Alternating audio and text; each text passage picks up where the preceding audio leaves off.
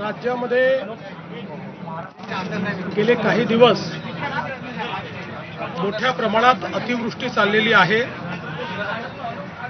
साधारणपणे आतापर्यंत 975.5 मिलीमीटर एवढा पाऊस पडलेला आहे, जो सरासरीच्या 102% इतका आहे। काही भागामध्ये पूर परिस्थितीमुळे लोक अडकलेले आहेत। बीडमध्ये रेस्क्यू ऑपरेशन आपण चालवलं आहे, धाराशिवमध्ये रेस्क्यू ऑपरेशन चालवलेलं आहे। धाराशिवला आता 27 लोकांना हेलिकॉप्टरच्या मदतीने एनडीआरएफने बाहेर काढलंय। 200 लोकांना अजून वेगवेगळ्या ठिकाणी सुरक्षित ठिकाणी हलवलेलं आहे। आमचे आपत्ती व्यवस्थापन मंत्री गिरीश महाजन त्या ठिकाणी आहेत। त्यांनी ॲडिशनल हेलिकॉप्टरची मागणी केली आहे। तीही मी जी काही आपले मिलिटरी आहे त्या मिलिटरीशी बोलून अजून कुठून आपल्याला ॲडिशनल हेलिकॉप्टर आणता येतील का अशा प्रकारचा प्रयत्न देखील चाललेला आहे। विशेषतः गेल्या काही दिवसांमध्ये अहिल्यानगर, जळगाव, सोलापूर, बीड आणि परभणी या भागामध्ये अतिशय मोठ्या प्रमाणात अतिवृष्टी झालेली आहे। जवळपास यामध्ये 8 जणांचा मृत्यू झालेला आहे, 10 जण हे जखमी झालेले आहेत। आता एनडीआरएफ आणि एसडीआरएफच्या 17 तुकड्या या सगळ्या भागामध्ये त्या ठिकाणी काम करतायत। आपल्याला कल्पना आहे की मागच्या काळातच आपण शेतकऱ्यांचं जे नुकसान झालं त्याचे पंचनामे करण्याचे आदेश आपण दिले होते आणि यावेळी आपण एकत्रित पंचनामे येऊन त्याला एकत्रित मदत करण्याच्या ऐवजी जसे पंचनामे येतात तसं आपण मदत त्या ठिकाणी करतो। त्यामुळे आतापर्यंत आपण 31,64,000 शेतकऱ्यांना 2,215 कोटी रुपयाची मदत करण्याचे GR काढलेले आहेत। यातले जवळपास आता 1,829 कोटी रुपये जिल्ह्यांमध्ये जमाही झालेले आहेत आणि ते पुढच्या 8 ते 10 दिवसामध्ये म्हणजे सुरुवात तर खात्यामध्ये जमा करायला केलीच आहे, पण पूर्ण जमा व्हायला त्याला तेवढा वेळ लागतो। पुढच्या 8 ते 10 दिवसामध्ये हे पैसे जे आहेत ते त्या ठिकाणी आम्ही जमा करणार आहोत। त्यामुळे जवळपास हे 2,215 कोटी रुपये हे तर जमा होतीलच, पण यासोबत अद्यापही हे काम थांबलेलं नाहीये, कारण नवनवीन ठिकाणी पाऊस पडतोय, त्या ठिकाणचे पंचनामे करणे आणि त्या ठिकाणी मदत करणे हे आता ऑनगोईंग काम राहणार आहे। त्यामुळे एखाद्या जिल्ह्यामध्ये आता आपल्याला जरी कमी पैशाची मदत दिसत असली तरी तिथलं काम चाललेलं आहे, ते काम काही थांबवलेलं नाहीये। आता जर एका तालुक्याचे रिपोर्ट आले तर एका तालुक्याला मदत करून टाकायची अशा प्रकारचं धोरण आम्ही ठेवलं आहे, जेणेकरून ही तातडीची मदत जी आहे ही शेतकऱ्यांना मिळाली पाहिजे। यासोबत मृत्यू असेल किंवा दुर्दैवी घटना असतील त्याला मदत करण्याच्या संदर्भातले अधिकार हे जिल्हाधिकाऱ्यांच्या स्तरावर दिलेले आहेत। जनावरांचं जे नुकसान आहे त्या संदर्भातले अधिकारही आपण लोकल स्तरावर दिले आहेत। पुरामुळे जे काही घरांची हानी होते त्याचे अधिकार हे लोकल स्तरावर जिल्हाधिकाऱ्यांना आपण दिलेले आहेत आणि त्यांना उणे पद्धतीने देखील त्याचं विड्रॉल करता येईल अशा प्रकारची व्यवस्था आपण उभी केलेली आहे, जेणेकरून पैशाची त्या ठिकाणी कुठलीही कमतरता पडणार नाही। आज मंत्रिमंडळामध्ये याचा एक सविस्तर आढावा घेण्यात आलेला आहे। कुठल्या जिल्ह्यामध्ये काय परिस्थिती आहे याचा संपूर्ण आढावा आम्ही सगळ्यांनी घेतलेला आहे। उद्या पालकमंत्र्यांना किंवा सगळ्या मंत्र्यांना या पूरग्रस्त भागामध्ये त्या ठिकाणी आपण सांगितलेलं आहे की त्यांनी भेटी दिल्या पाहिजेत। मी स्वतः देखील काही भागांमध्ये उद्या जाणार आहे। फक्त आमचा प्रयत्न हा असेल की जिथे मोठ्या प्रमाणात मदत कार्य चाललंय त्या मदत कार्यावर कुठला ताण येऊ नये अशा प्रकारचा आमचा प्रयत्न असेल, तर त्याला उलट पूरक मदत काय करता येईल अशा दृष्टीने हे दौरे आमचे असतील आणि एक परिस्थिती समजून घेऊन त्यात अजून अधिक मदत आपल्याला काय करता येईल, जेणेकरून आज जो आमचा शेतकरी उद्ध्वस्त होतोय त्या उद्ध्वस्त होणाऱ्या शेतकऱ्याला आपल्याला कशा पद्धतीनं अधिकचा दिलासा देता येईल याचाही प्रयत्न राज्य सरकारच्या वतीनं केला जाईल। ओला दुष्काळ जाहीर करावा अशी मागणी करतात। ओला दुष्काळ संदर्भात काही प्रतिक्रिया का? ओला दुष्काळ संदर्भात असं आहे की ओला दुष्काळ काय, या ठिकाणी जे काही नुकसान झालेलं आहे त्याकरता जेवढ्या पद्धतीची मदत जेवढ्या पद्धतीची मदत आपल्या नियमांमध्ये आहे ती सगळी मदत आम्ही त्या ठिकाणी देऊ. सर, जमीन घरवरून निघालेली आहे, त्यामुळे काल सुरेश दस यांनी एक विशेष मागणी केली होती की रोयोच्या माध्यमातून सुद्धा शेतकऱ्यांना कशा प्रकारे दिलासा दिला जाऊ शकतो आणि वेगळ्या प्रकारे या मदतीमध्ये काही ऍडिशनल तुम्ही तरतूद करणार आहात? खरडून गेलेल्या जमिनीकरता ऑलरेडी आपला GR आहे, त्याच्यामध्ये आपल्याला मदत करता येते आणि आपण नरेगाच्या थ्रू देखील ती मदत करतो. मला जे सुरेश दसांनी पत्र दिलेलं आहे त्यात त्याचे नॉर्म्स रिवाईज करावे अशी मागणी त्यांनी केलेली आहे.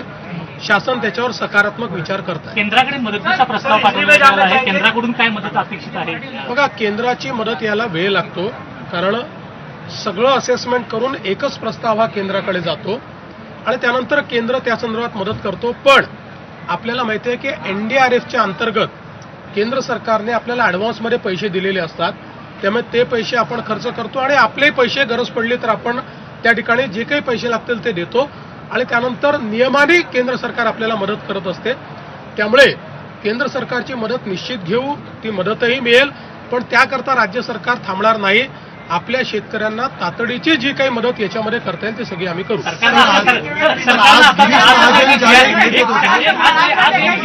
सरकारने आज एक GR बाहेर काढलेला आहे, त्यामध्ये 1339 कोटी रुपये जून, जुलै, ऑगस्ट या 3 महिन्यासाठी म्हटलेलं आहे. तुम्ही म्हटलं की 2215 कोटी रुपये काय नेमकं असं आहे. मी पुन्हा सांगतो, सातत्याने आम्ही GR काढतो आहोत.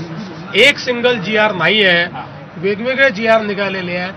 या सगळ्या GRची आतापर्यंत आम्ही रिलीज केलेले जे पैसे आहेत ते 2215 कोटी रुपये आहेत. 2215 कोटी 31,64,000 शेतकऱ्यांकरता.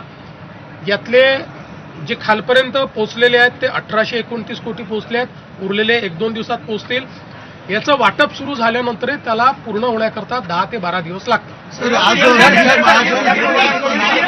ठिकाणी अशी परिस्थिती दिसली की पोचता येणं शक्य नाही आहे त्या ठिकाणी अद्यापही. अशा ठिकाणी तातडीची म्हणजे पुनर्वसन तर आहेच, मात्र तातडीची मदत म्हणून काय तातडीची केलं? मदतही त्या ठिकाणी आपण करतो आहोत. जसं मी सांगितलं, काही ठिकाणी लोकांचं स्थलांतरण केलेलं आहे. ज्यांचं स्थलांतरण केलं आहे त्यांच्या पिण्याच्या पाण्याची, जेवणाची व्यवस्था आपण केली आहे, राहण्याची व्यवस्था आपण केलेली आहे. जोपर्यंत त्यांच्या भागातलं पाणी कमी होत नाही आणि त्या ठिकाणी सफाई होत नाही तोपर्यंत त्यांची सगळी व्यवस्था सरकारच्या वतीनं केली जाईल.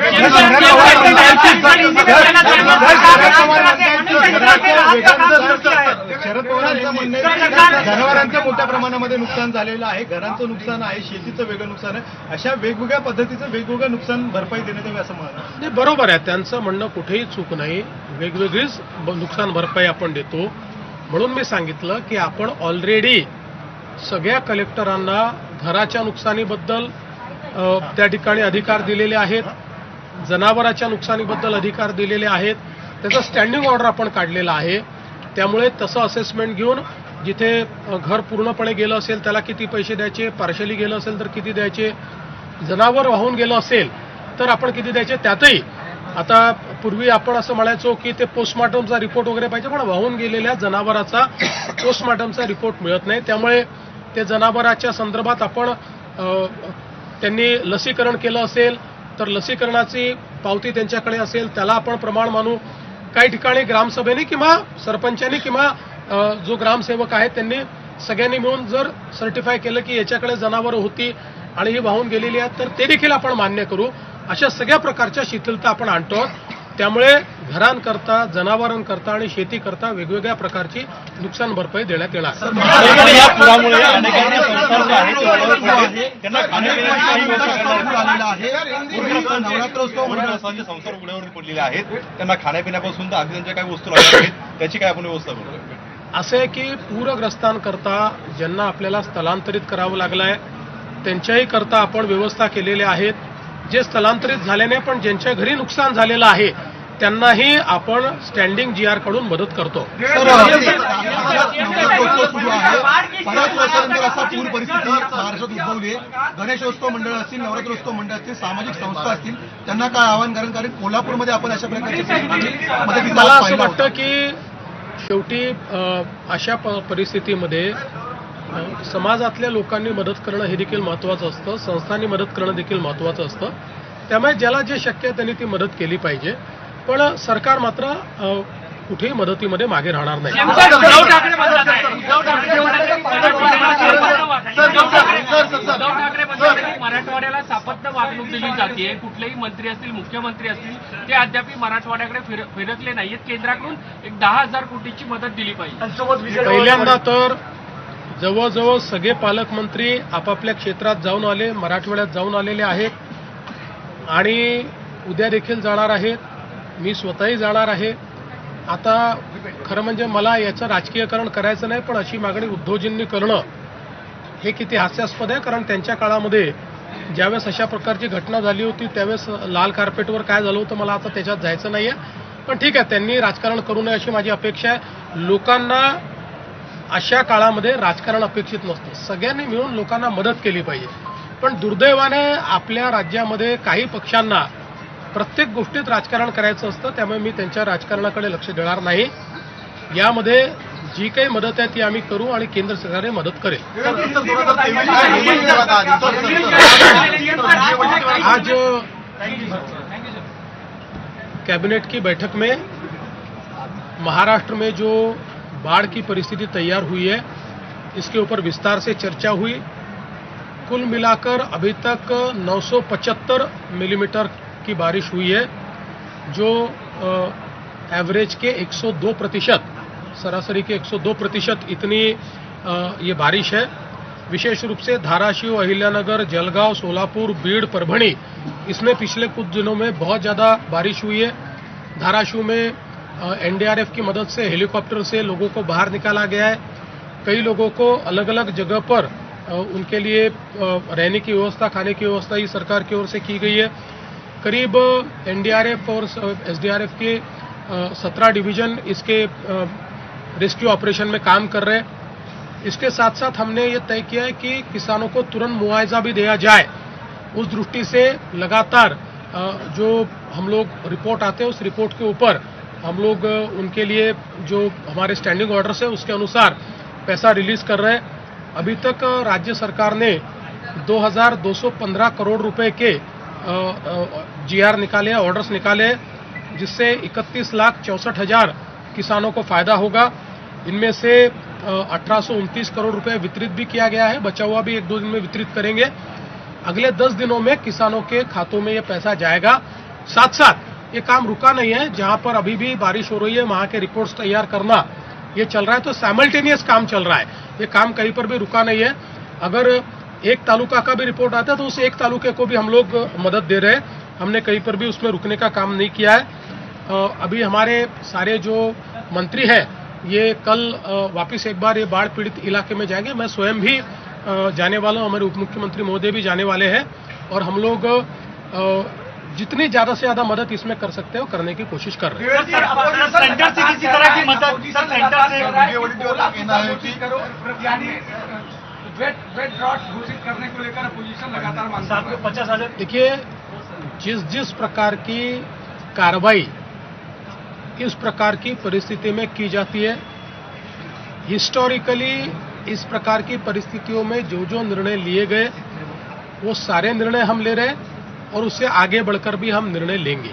सर लगातार एनडीआरएफ के जो एनडीआरएफ के जो नॉर्म्स होते हैं उसके तहत एक बड़ा निधि जो होता है केंद्र के पास होता है वो मदद सरकार के हाथ में वो ली जानी चाहिए. देखिए, अभी केंद्र की सरकार ने एक बहुत अच्छी व्यवस्था की है. एनडीआरएफ के कुछ पैसे, रिलीफ के पैसे, ये हमको एडवांस में मिलते हैं और उससे ज़्यादा भी हमारा खर्चा होता है तो वो खर्चा करके हम केंद्र सरकार को रिपोर्ट भेजते हैं. उस रिपोर्ट के आधार पर केंद्र सरकार हमको वो पैसा देती है. इसलिए हम लोग तर 31 लाख शेतकऱ्यांना आर्थिक मदतीचा जीआर काढण्यात आलेला आहे अशी माहिती मुख्यमंत्री फडणवीस यांनी दिलेली आहे. 975 मिलीमीटर पाऊस झालेला आहे आणि तो सरासरीपेक्षा खूप जास्त आहे. त्यामुळे मराठवाड्यावरती मोठं नुकसान ओढवलेलं आहे असं फडणवीस म्हणाले. तर पुढच्या आठवड्यामध्ये 8 ते 10 दिवसांमध्ये शेतकऱ्यांच्या खात्यामध्ये हे पैसे